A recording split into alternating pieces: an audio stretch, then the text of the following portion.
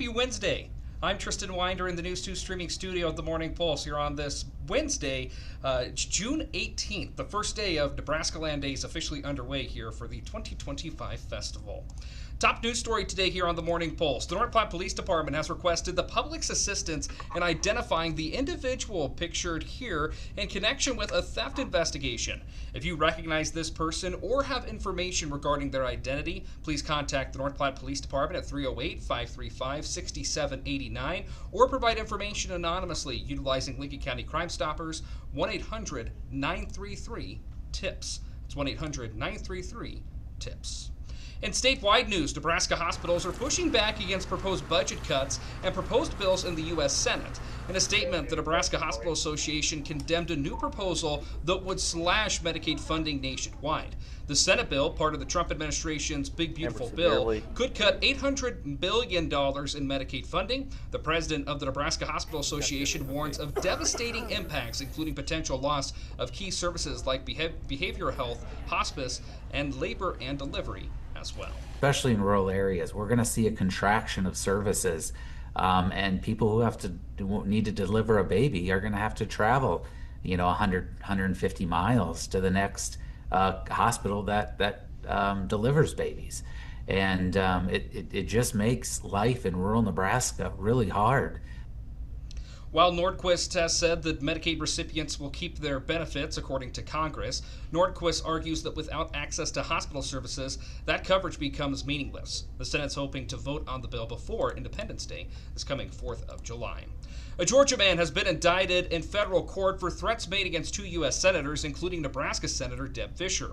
According to a release from the U.S. Attorney's Office in northern districts of Georgia, 25-year-old Robert David Forney was arraigned on federal charges of communicating threats in interest of commerce. He's accused of threatening sexual violence against Fischer and Texas Senator Ted Cruz earlier this year and was indicted by a federal grand jury on the 10th of June. This case is being investigated by the FBI and U.S. Capitol Police as well. Over in neighboring Iowa, the Department of Agriculture and Land Stewardship has confirmed the state's first case of disease affecting beef cattle in a cattle herd in southeast Iowa. The Tyler-Esos is caused by a parasite carried by Asian longhorn ticks. The Asian longhorn ticks are activated through the summer months and had previously been only detected in more than a dozen states, primarily in the eastern half of the country, but as far west as Missouri, according to the USDA. Experts say the best way to protect livestock is through tick control methods and proper biosecurity as well.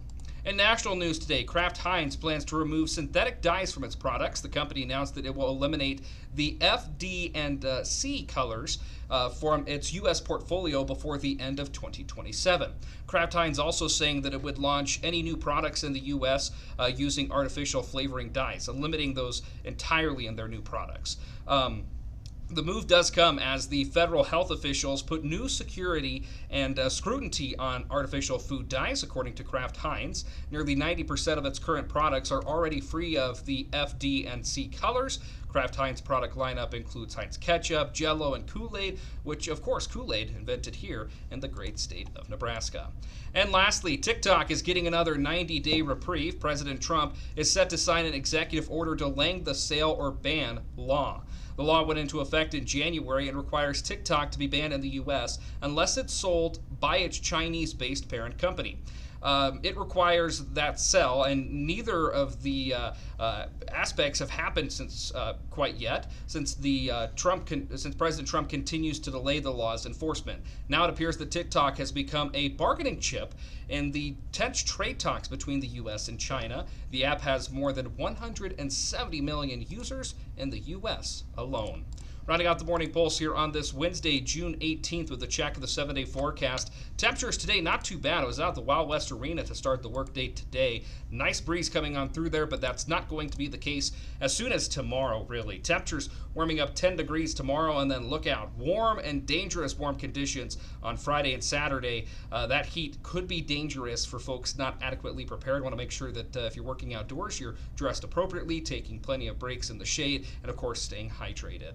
Triple-digit temperatures for Friday and Saturday. That includes the parade on Saturday here in North Platte, part of the Nebraska Land Days Festival. Mid-90s then on Sunday. Cooler temperatures for us early next work week. Can't rule out chances of severe activity with that as well.